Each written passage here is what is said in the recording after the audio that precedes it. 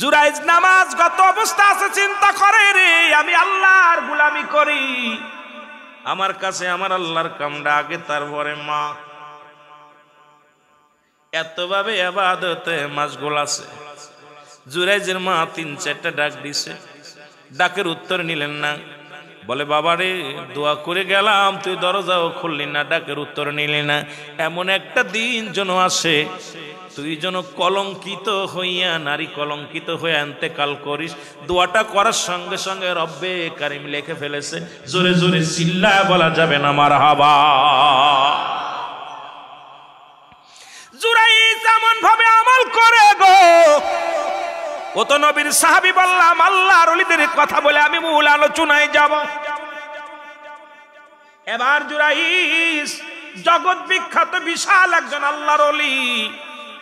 দলে দলে মানুষ কালেমা পড়ে, দলে দলে মানুষ জুরাইজের কদমে যায়, সব মানুষ জুরাইজের কদমে চলে যায়। কিন্তু মুসলমান শুনে নাও, ওই দেশের যিনি প্রেসিডেন্ট ছিল, রাজা ছিল, তিনি চিন্তা করেন যেভাবে কালেমা প্রচার করা শুরু করেছে জুরাইন, আমার দলে লোক থাকবে না, সব মানুষগুলো যদি জুরাইনের দলে চলে যায় তাহলে আমার দলভুক্তি আমার দল হালকা হয়ে যাবে, আর জুরাইনের দল ভারী হয়ে যাবে। সুতরাং বিপদে পড়ে যাব, যে কোনো কৌশলে জুরাইনকে এলাকা ছাড়া করতে হবে। জোরে বলেন আল্লাহু আকবার। ওকে এখান থেকে তাড়াইতে হবে। আর উনি এমনই একটা জায়গা, নির্জন জায়গা, যেখানে মানুষ যায় না, বিশাল মাঠ মুরু প্রান্তরে যাইয়া একটা কুড়িয়ে ঘর বানাইয়া, খানকা বানাইয়া ওর ভিতরে ইবাদত করে। আর এত ইবাদত করে আল্লাহর যে দুনিয়ার মানুষের ঝামেলা যাতে কেউ না টের পায়, কোনো মানুষ টের পাবে না। আমি এমন ভাবে ইবাদত করব, মানুষ চক্ষুর আড়ালে যায় নামাজ দোয়া দুরুদ পড়ে বয়া বয়া। রাখালের মহিলা মুসলমান শুনে নাও, রাজার রাখালকে ডাক দে, বলে রাখাল রে, ও রাখাল, কি করা যায়? জুরাইজকে কেমন করে জগৎ ছাড়া করা যায়, এলাকা ছাড়া করা যায়? রাখাল নিয়ে আসলেন একজন সুন্দরী নারী। হুজুর, এর দ্বারাই সম্ভব হবে, কারণ জুরাইজ একজন যুবক মানুষ, তরতাজা যুবক, আর এই নারীটাই পারবে, এই মেয়েটাই পারবে আজকে সমাজ থেকে বিতাড়িত করতে। জুরাইন বাংলাদেশে অনেক মাদ্রাসা বন্ধ হয়েছে শুধু নারীর কারণে। বাংলাদেশে ফিতনা আদম আলাইহিস সালাম থেকে শুরু করে আজ পর্যন্ত যত ফিতনার মূল নারীরা, যদিও তারা মায়ের জাতি, তবু কথাগুলো বলতে হবে রে মুসলমান, কারণ এই নারীর কারণেই জাতি শেষ, সমাজ শেষ। কারণ এটাকে যে কন্ট্রোল করতে পারে এরাই হলো মহাপুরুষ। জোরে বলেন ঠিক কিনা? যুবক বন্ধুরা, দিলের কান্ডা লাগা শোনো গো, ওই রাখালের সঙ্গে জুরাইজ ও মুসলমান, ওকে বিতাড়িত করার জন্য রাজার পার্সোনাল রাখালের সঙ্গে জিনা করলেন। জিনা করিয়া মহিলাটা সন্তান ধারণ করলেন। আস্তে আস্তে 2 মাসে পেটটা একটু বড় হয়ে গেল, 3 মাস গর্ভবতী।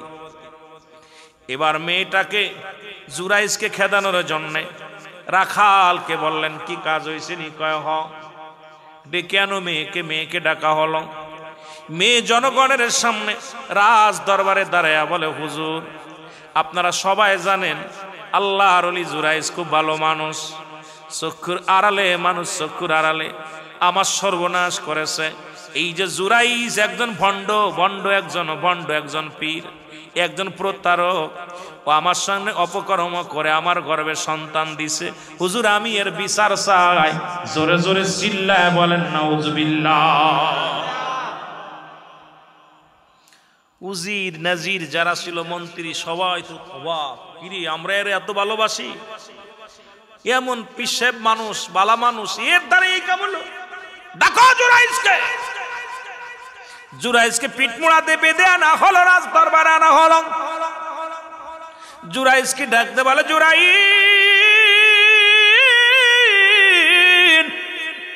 ও জুরাইজ, তুমি কি মেয়েটাকে চেনো? জুরাইজ বলে, খোদাকে কসম করে বলি, মেয়ে তো দূরের কথা, ওই মেয়েটাকে চিনা তো দূরের কথা, আমি আজ পর্যন্ত এই মহল্লার মধ্যে যতদিন ইবাদতে আসি এই মেয়ের চেহারা তো দূরের কথা, অন্য কোন নারীর চেহারা পর্যন্ত দেখি নাই। জোরে জোরে চিল্লায় বলা যাবে না মারহাবা।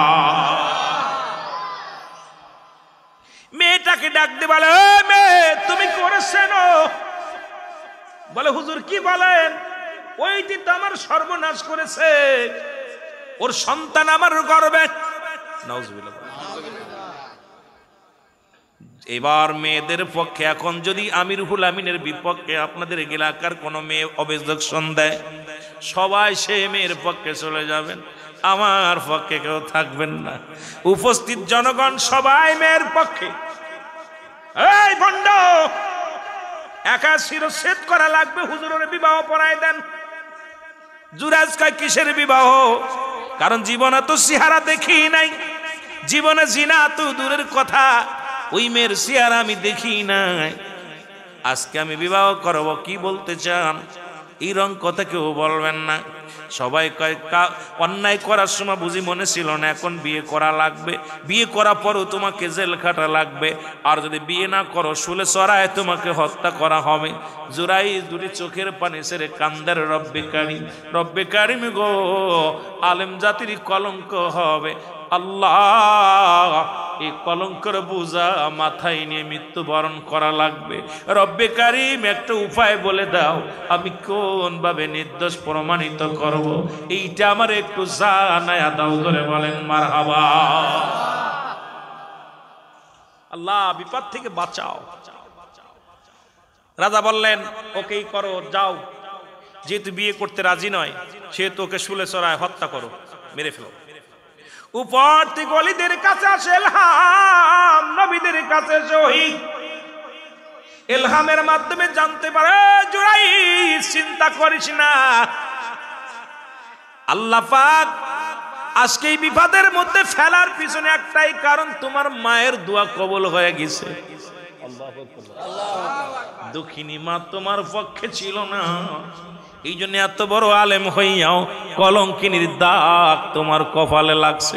এই দাগ থেকে যদি বাঁচতে চাও, রাজাকে বলো সেজন্য যতদিন পর্যন্ত সন্তান ডেলিভারি না হয়, ওই যতদিন পর্যন্ত মার গর্ভে থেকে সন্তান বাইরে না হয়, ততদিন পর্যন্ত তোমাকে যেন জেল হাজতে রাখা হয়। ওই সন্তানই তার বাবার পরিচয় দিয়ে দেবে, দুনিয়ার মধ্যে আগমন করে। জোরে জোরে চিল্লায় বলা যাবে না আল্লাহু আকবার। জুরাইজ ডাকতে বলো, হুজুর আপনি আমাকে ফাঁসি দিবেন, দুঃখ নাই, মৃত্যুদণ্ড দিচ্ছেন, কষ্ট নাই, আমাকে একটা সুযোগ দিতে হবে। সেই সুযোগ হলো, যতদিন পর্যন্ত এই নারীর গর্ভে থেকে সন্তান ডেলিভারি না হয়, ততদিন পর্যন্ত আমাকে আপনি জেলের মধ্যে রাখেন। যখন ওই আমার পরিচয়, আমি যে নির্দোষ এটা প্রমাণ করার জন্যে আমার সাক্ষী হলো ওই সন্তানের, ওই সন্তান, ওই মায়ের গর্ভের সন্তান আমার সাক্ষী। সবাই হাসতেছে, কয় দাও জেলে দাও। জেলখানায় ভর্তি করা হলো। 1 মাস, 2 মাস, 3 মাস, 4 মাস, 5 মাস, 10 মাস 10 দিন পূর্ণ হলো। মহিলার গর্ভে থেকে সন্তান ডেলিভারি হলো। ঢোল পড়ে গেল, উজির সাহেব ঢোল পিটায় দিলেন, আজকে জুরাইনের বিচার হবে। কে কোথায় আসো? সবাই আসো। কারণ আজকে দুনিয়ার মধ্যে ওই নারীর গর্ভের সন্তান ছেলে সন্তান হয়েছে, ওই ছেলে সন্তান হয়েছে, আজকে জুরাইনের ফাঁসি হবে। হাজার হাজার জনগণ রাজার দরবারে আসিয়া ডাকতে বলে, জুরাইজ আজকে তোমার শেষ দিন, বিবাহ করে নাও, এখনো সময় আছে, কলঙ্ক মাথায় নিয়ে বিবাহ করে নাও, তাহলে তুমি বাঁচবে, তুমি বাঁচতে পারবা। জুরাইজকে না, কলঙ্ক মাথায় নিতে পারবা না, কারণ আমার বুঝতে বাকি নাই, আজকে আমার মার দোয়া কবুল হয়ে গেছে। জনম দুঃখিনী মা মারে, ও আমার মা, তুমি আমি জুরাইজের এমন বরদোয়া করেছ রে মা, তোমার কলিজার টুকরা সন্তান আজ বড় বিপদের মধ্যে। মা গো, তুমি হাত উঠাইছিল আল্লাহর দরবারে। আমি কলঙ্কিতি, আজকে কলঙ্কিনী সমাজের মধ্যে। জোরে জোরে চিল্লায় বলা যাবেন আল্লাহু আকবার। জুরাইস সামনে আসলো, ছেলেটা সামনে। জিবরিল আমিন সবাই বললেন, আইসা কয় জুরাইস চিন্তা করুন, ওই ছেলে আজকে কথা বলবে, তার বাবার পরিচয় ছেলে বলবে, একদিনের ছেলে। ওই পোলায় কথা বলবে, যেমন ঈসা ইবনে মরিয়াম, ঈসা আলাইহিস সালাম যখন সবাই ঈসা আলাইহিস সালামকে নিয়ে কটূক্তি করেছিল, ঈসা আলাইহিস সালামের মাকে নিয়ে, তখন ঈসা আলাইহিস সালাম জবান দেবেন, খবরদার, আমার মা পুত পবিত্র, আমার মাকে নিয়ে কেউ কথা বলবি না। ঠিক আল্লাহর একজন ওলি জুরাইস, ঠিক একই অবস্থা হয়েছিল। সুবহানাল্লাহ। জুরাইন মুসলমান শোনে নাও। এবার রাজা ডাক দে, কয় জুরাইস, কে তোমার আজকে সাক্ষী দিবে তোমার পক্ষে? বলো হুজুর, ওই বালকটা সাক্ষী দিবে। ওই বালক জবান দিয়ে বলবে তার বাবাকে। এবার রাজা বলে, বালকরে বল তোর আব্বাকে। আরো বালক কান্দে। উজির কয় তোর বাবাকে, মন্ত্রী কয় তোর বাবাকে। বালক কোনো কথা বলে না। জুরাইস চোখের পানি ছেড়ে কান্দে, আল্লাহ গো, ও আমার রব্বে কারীম, আজকে আর বাঁচার কোনো পথ নাই। কারণ এই বালক তো কথা বলে না, রাজার কথা শোনে না, মন্ত্রীর কথা শোনে না, এমপি মন্ত্রী কারুর কথা শোনে না। আজকে কলঙ্কিত হইয়া দুনিয়া থেকে বিদায় হব গো আমার আল্লাহ। আমার আল্লাহ কয়, জিবরিল তাড়াতাড়ি যায়, ইলহাম দিয়া জানা দাও জুরাইন, পৃথিবীর কোন মানুষের কথাই বালক শুনবে না রে। তুমি হাত উঠায় দাও, বালককে বলতে বলো, দেখবা ওই বালক তোমার পরিচয়, তার মার পরিচয়, বাবার পরিচয় বলে দিবে। জোরে বলেন না সুবহানাল্লাহ। উপস্থিত জনগণের মধ্যে জুরাইস বলে, বালক, আজকে তুমি বলে দাও, আমি আজকে কলঙ্কিত, আজকে সারা পৃথিবীর মধ্যে আমি লাঞ্ছিত। তুমি বলে দাও, তুমি তাড়াতাড়ি বলে দাও তোমার আব্বাকে। বালকের জবান খুলে গেল, ডাকতে বলে, উপস্থিত জনগণ শোনেন। একদিনের বাচ্চা ডাকতে বলে, রাজা শোনো, আরে আল্লাহর ওলি জুরাইস একজন নিষ্পাপ। জিনা তো দূরের কথা, আমার মার সঙ্গে কোনোদিন জুরাইসের দেখা হয় নাই। এই ষড়যন্ত্রের মূল কাঠি হলো রাজা, আর আমার মার সঙ্গে অপকর্ম করছে রাজার পার্সোনাল রাখাল। সুতরাং আমার আব্বা হলো ওই যে পার্সোনাল রাখাল। জোরে জোরে চিল্লায় বলা যাবে না মারহাবা। জুরাইস ডাকতে বলে দাও তাড়াতাড়ি নাম বলো। একদিনের বালক বলতেছে, এই সব ষড়যন্ত্রের মূল কাঠি হলো রাজা। ইনি ষড়যন্ত্র করেছিল জুরাইসকে তাড়ানোর জন্য। সুতরাং জুরাইস তো দূর, পাপের কথা তো দূরের কথা, খোদাকে কসম আমার মার চেহারা কোনোদিন দেখে নাই।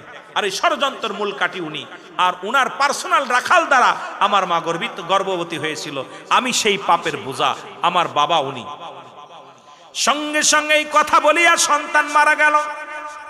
দৌড়ে এসে রাজা পায়ের মধ্যে পড়ে ডাকতে বলে, জুরাইস, জুরাইস রে, তুমি আমারে ক্ষমা করে দাও, তুমি আমারে মাফ করে দাও। সব ষড়যন্ত্রের মূল আমি। আজকে একদিনের বালক আমার জবা, আজকে আমার চক্ষু দুইটা খুলে দিছে। তুমি আমার কালেমা পড়ায় দাও, মুসলমান হয়ে যাব। জুরাইস রে, আর দেরি করো না, আর দেরি করো না, আমাকে তুমি ক্ষমা করে দাও। জুরাইস কয়, ক্ষমা করব, তবে একটা দাবি, আমি আপনাকে ক্ষমা করে দিলাম, আর যতদিন বেঁচে আছি আমার দুঃখিনী মা কবরে শুয়ে আছে, এই কটা দিন আমাকে ব্যবস্থা করে দিবেন। আমি যেন আমার শেষ বিন্দু পর্যন্ত, মরণের আগ পর্যন্ত আমার মায়ের কবরের পাশে চোখের পানি ছেড়ে কাঁদতে পারি। কারণ আমার দুঃখিনী মা, আমার মা বিদায় হয়ে গেছে। হুজুর, আমি আমার মার ওই কবর গোরস্থানে বৈশা বৈশা যেন দোয়া করতে পারি, এই দাবিটা আমি করবো, আর কোনো দাবি করবো না।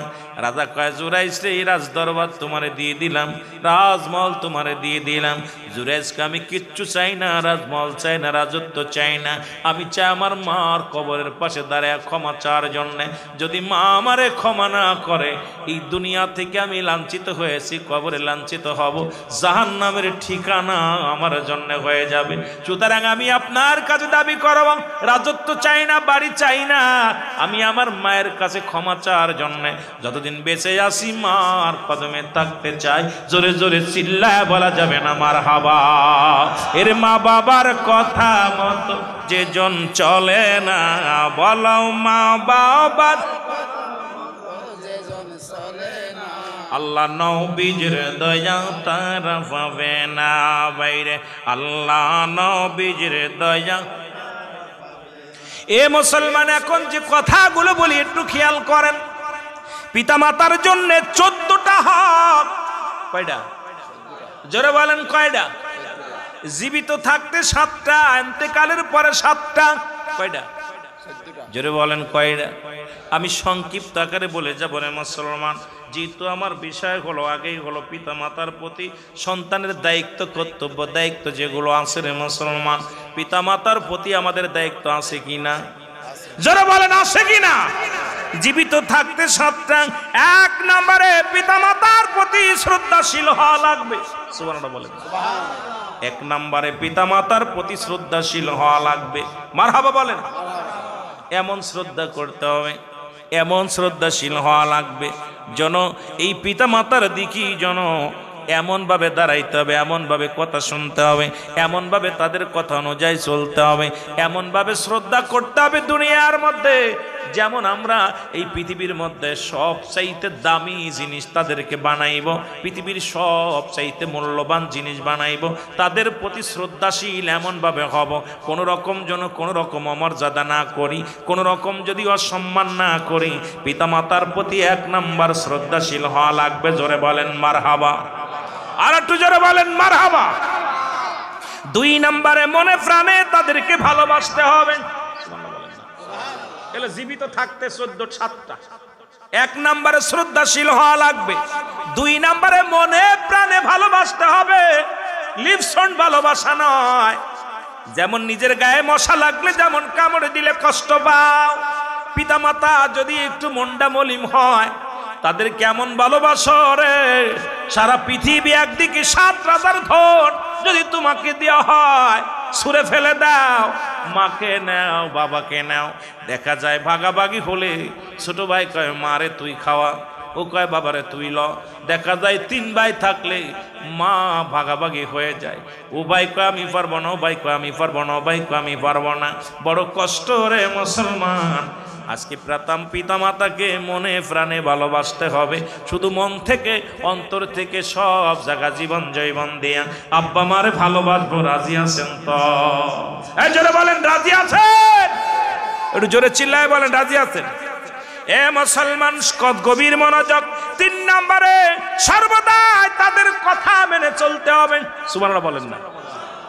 আব্বা মা যে কথাগুলো বলবে কোনো ওজর চলবে না।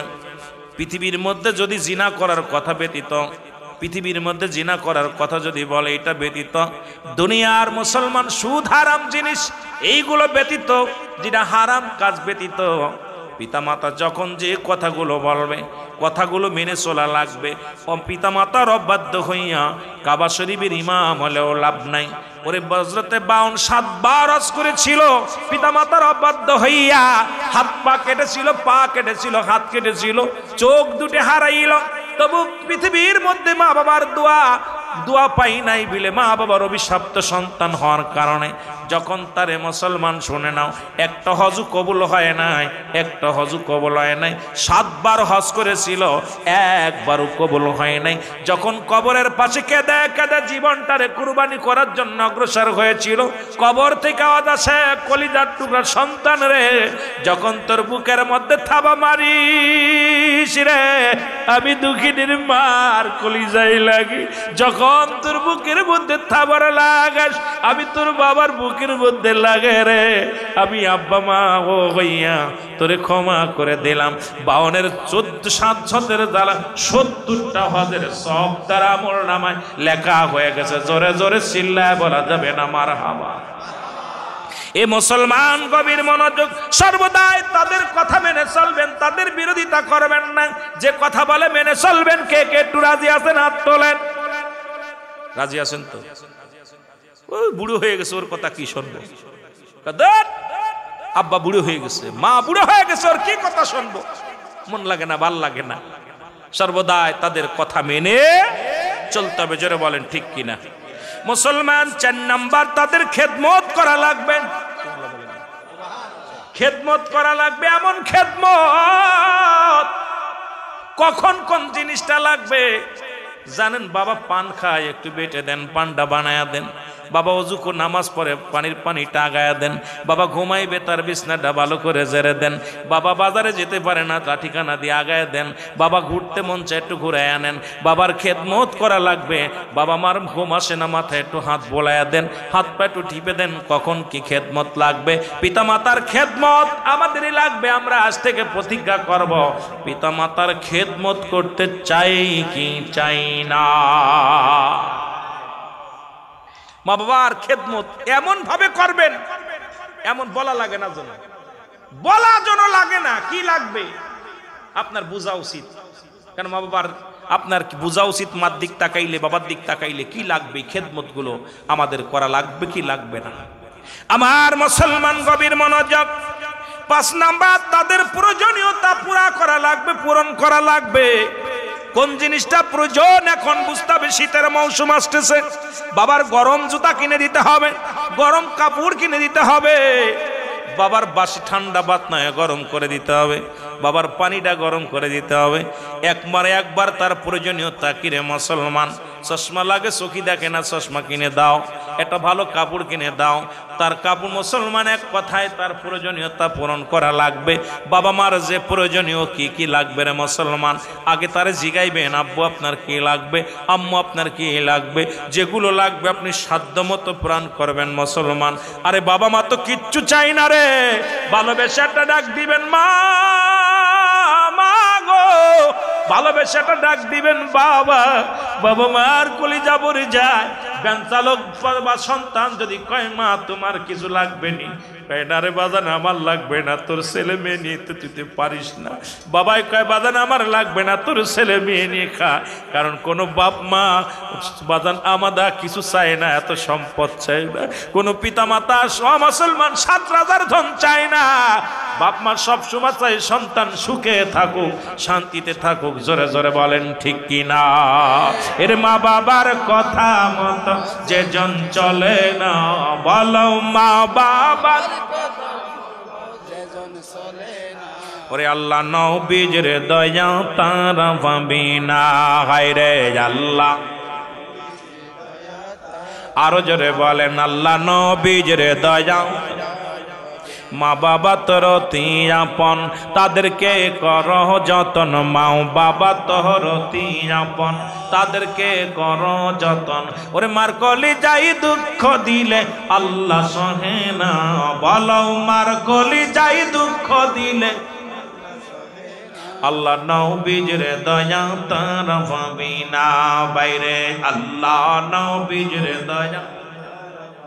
এ দুনিয়ার মুসলমান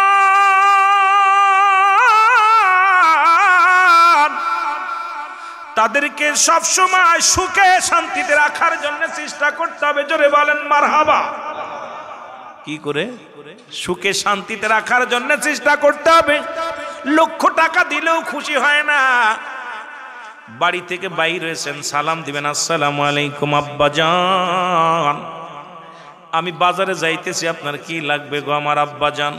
দেখবেন আসরে নামাজটা পড়েছে, ইমাম সাহেব রে বলে, ইমাম সাহেব ছেলে একখান পাইছি রে, আমার বাজান বাজারে যাওয়ার আগে আমার জিগা আব্বা কি লাগবে। মা যখন জিগাইবে, মা বলবে প্রতিবেশীর বাবু, ও আমার বোন, আরে আমার কলিজার টুকরা বাজারে যায় আগে জিগায় আব্বা আপনার কি লাগবে, মা আপনার কি লাগবে। মুসলমান শুনে নাও, শুনে নাও।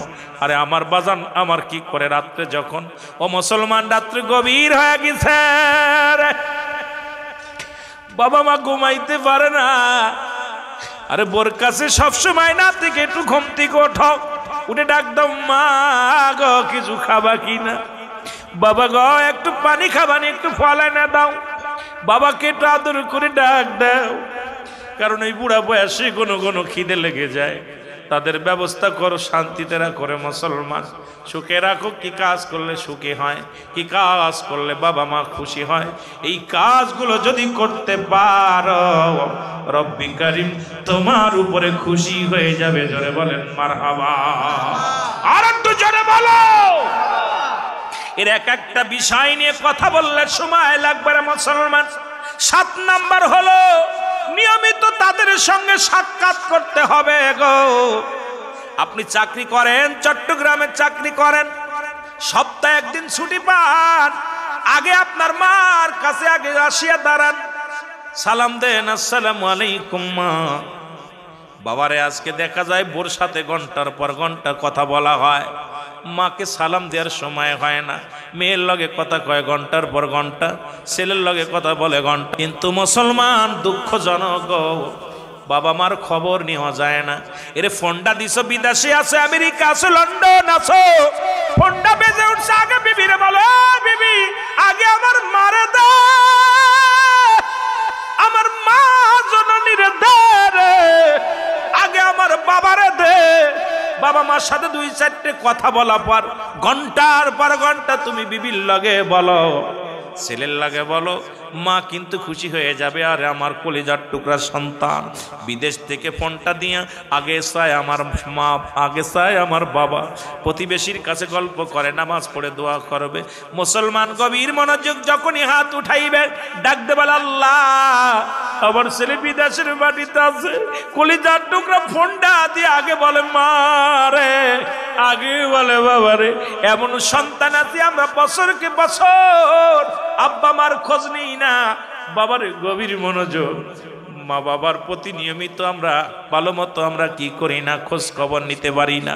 খোঁজ খবর নিবেন, যখন বাড়ি আসবেন আগে মার কাছে দৌড়ায়া যাবেন, চাকরি থেকে এসে মার কাছে দৌড়ায়া যাবেন, ব্যবসা থেকে আসে আগে মার কাছে দৌড়ায়া যাবেন, বাবার ঘরে যাবেন, মার ঘরে যাবেন, এরপরে আপনার ছেলে মেয়ের ঘরে যান, এরপরে আপনার বিবির ঘরে যান। দেখবেন পিতামাতা এত সন্তুষ্ট হয়ে যাবে রে মুসলমান, রব্বে কারীম খুশি হইয়া জান্নাতের দরজাগুলো আপনার জন্য খুলে রাখবে। জোরে বলা যাবে না সুবহানাল্লাহ। এই 7টা হকের মধ্যে সর্বশেষ হক হলো সময় করে বেশি বেশি করে বাবা মার সাথে সাক্ষাৎ করা। সাক্ষাৎ করবেন। আপনি বাবা মা বিছনায় পড়িয়া শুয়ে আছে, আপনি যাচ্ছেন এক জায়গায়, আব্বু আমি বাজারে যাচ্ছি, আব্বা মা বসে আছে, আপনি কথাটা বলে যান, চলে যাচ্ছে, যা পর বৌমা কই গেল আমার ছেলে, জিগায় মারে, মা দাঁড়ায় রয়েছে, পাশাপাশি মা বাবা বসে রয়েছে, একবার বলে না মুখ দিয়ে, কত বড় কপাল পুরা।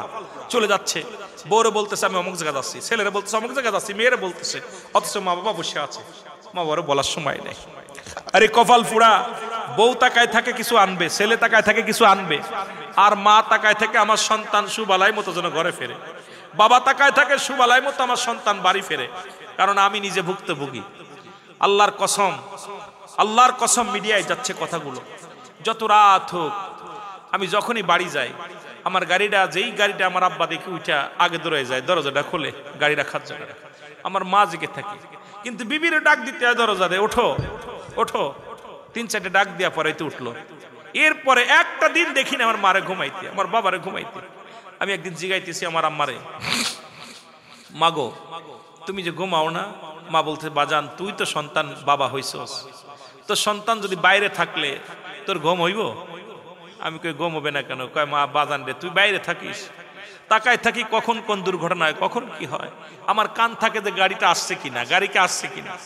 আব্বা কয় বাজান সারা রাত আমার ঘুম আসে না, তুই বাড়ি থাকলে আমার ঘুমটা সেদিন ভালো হয়, তুই বাড়ি থাকলে ঘুম ভালো হয়, যেই মাহফিলে যাস আমি ঘুমাইতে পারি না রাত ভরে।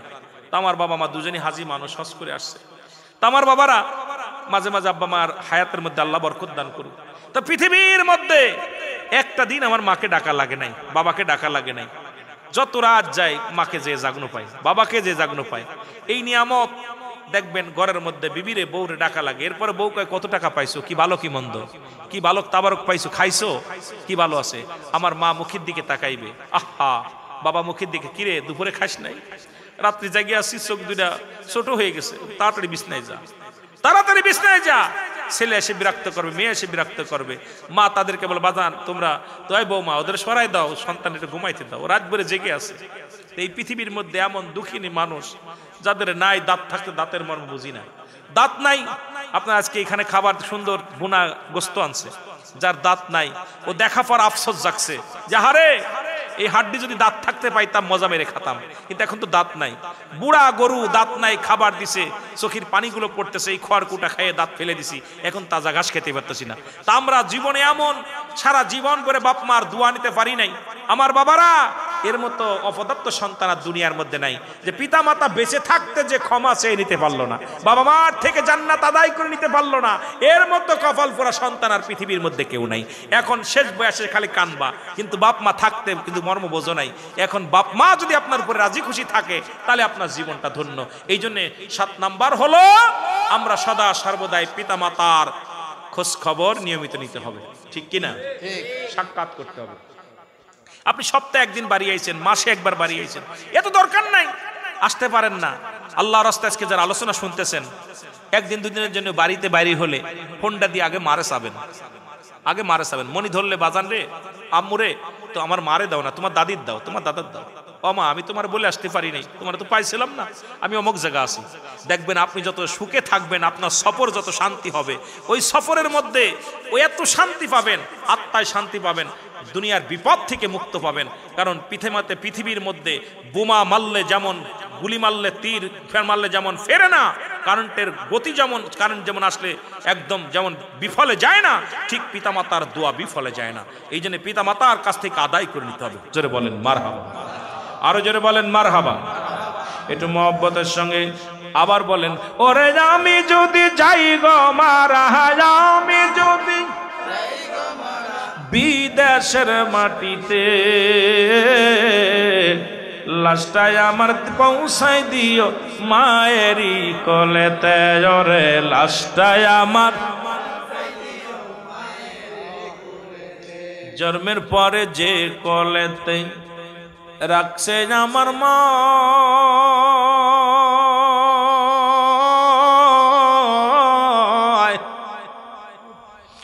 সেই কোলেতে মাথা রেখে বিদায় হতে চাই, আমি নিদিরায় যেতে চাই।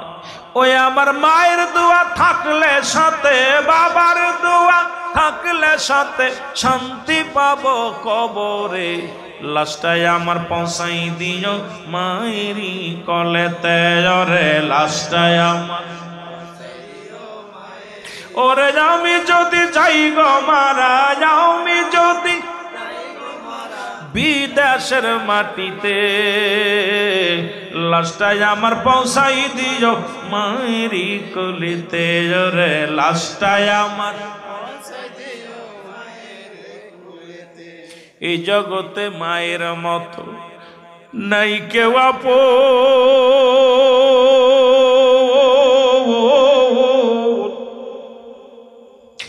ওই দুঃখিনী মারে না দেখায়া দিও না দাফন, আমার দিও না দাফন। আরে দুনিয়ার মুসলমান,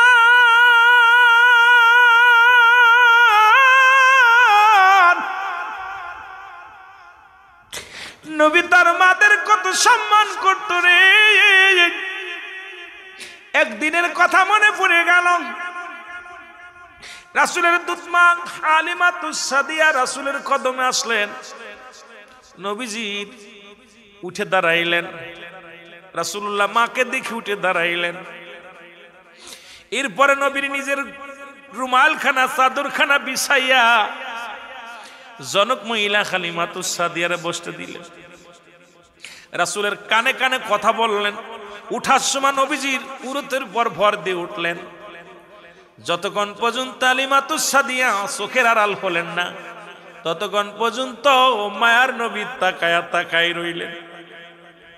যখন হালিমাতুস সাদিয়া চোখের আড়াল হয়ে গেলেন, নবীজি বসলেন। সাহাবীরা বলে, ইয়া রাসূলুল্লাহ, ইয়া হাবিবাল্লাহ, নবী গো, ও মায়ার নবী, আমি আপনার কাছে জানতে চাই, জনক মহিলা কি তার পরিচয়, যাকে দেখে আপনি উঠে দাঁড়াইলেন, যার সম্মানে আপনার রুমাল মুবারক, আপনার ঘাম নেয়ার জন্য সাহাবীরা পাগল, আপনার পদধূলি নেয়ার জন্য পাগল, এমন কি মহিলা যার সম্মানে আপনার নিজের চাদর মুবারক বিছায়া দিলেন। ইয়া রাসূলুল্লাহ, আপনার উরতের পর হাত দিয়ে ভর দিয়ে উঠল। আমার নবী চোখের পানি ছেড়ে ডাকতে বলে, সাহাবীরা রে, উনি আর কেউ নয়, উনি আমার দুধমা হালিমাতুস সাদিয়া। আমার নবী বলে, সাহাবীরা রে, আমি ওই মহিলার দুধ পান করেছি, তাকে আমি সেরকম সম্মান করতে পারি নাই। আর দাঁড়ানো তো দূরের কথা, রাসূলুল্লাহ এত ভালোবাসতেন, একজন দুধ মাকে দেখো যদি এত সম্মান করতে পারে, আমার নবীজি শিক্ষা দিয়ে গেছে মা বাবার প্রতি কেমনে সম্মান করবা। শুধু তাই না, আপনারা জানেন আবু হুরায়রা রাদিয়াল্লাহু তাআলা উনি কাঁদতেছিল। নবী কয়, আবু হুরায়রা তুমি কেন কাঁদছো? আবু হুরায়রা কয়, নবীজি গো, আমাকে মা মারছে। কি মারছে? মা মারছে। জোরে বলেন না। নবী কয়, আবু হুরায়রা রে, মা মারছে, তুমি অভিযোগ করো আমার কাছে, তোমার মা তোমাকে মারছে, আমার কাছে অভিযোগ দাও। তখন আবু হুরায়রার মা কালেমা পড়ে নাই, অমুসলিম। আবু হুরায়রা মুসলমান। আবু হুরায়রা বলে, ইয়া রাসূলুল্লাহ, ইয়া হাবিবাল্লাহ, মিন আলিস দিনা, শুধু আপনার কাছে কথা বললাম, আপনি দোয়া করেন যেন আমার মা অতি শীঘ্রই কালেমার পতাকা তলে আসে। জোরে বলেন মারহাবা। দয়াল নবী, মায়ার নবী গো, আপনি নবী আমার জি। আরো জোরে বলেন, আপনি নবী আমার জি। এর রাহমাতাল লিল আলামিন, আপনি উম্মতের জাবিন। বলেন রাহমাতাল লিল আলামিন, ওগো আপনি উম্মতের জাবিন। গুনাহগারের অতি আপনজন আল্লাহর নবী, মায়ার নবী গো, আপনি নবী আমার জীবনের জীবন। বলেন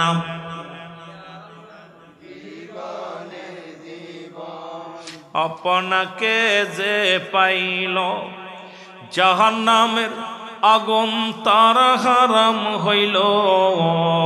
নবী আপনাকে যে পাইল, ওগো জাহান্নামের আগুন তার হারাম হইল। দয়া করে নবী দেন গো দেখা দেন, দয়াল নবী, মায়ার নবী গো, আপনি নবী আমার জি। আরো জোরে বলেন, আপনি নবী আমার। এ দুনিয়ার মুসলমান,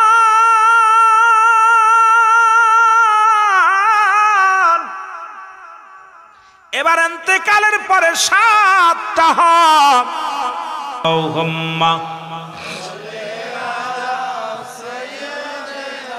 এর মানুষ বানাইছে আল্লাহ প্রেমের কারণে।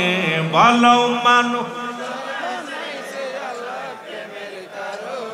প্রেমের তরি বান্দরে মদিনার সনে। ভালো প্রেমের তরি এই আল্লাহ বানাইছে বহু জাতি, আবার শিখাইল প্রেম প্রীতি। আরে মোর নবীকে পাঠান আল্লাহ, মোর নবীকে পাঠান আল্লাহ প্রেমের কারণে। প্রেমের তরি বান্দরে, আরো জোরে বলেন, প্রেমের তরি বান্দরে। এর মানুষ বানাইছে আল্লাহ প্রেমের কারণে। ভালো মানুষ এর প্রেমের তরি বান্দরে মদিনা শোনে বলো প্রেমের তরি বান্দর এই আল্লাহ বানাইল আসমান জমিন আর বানাইল রাত্র আর দিন আরে মোর নবীকে পাঠান আল্লাহ মোর নবীকে পাঠান আল্লাহ প্রেমের কারণে বলো মোর নবীকে প্রেমের তরি বান্দরে মদিনা শোনে বলো আল্লাহ বানাইল বহু জাতি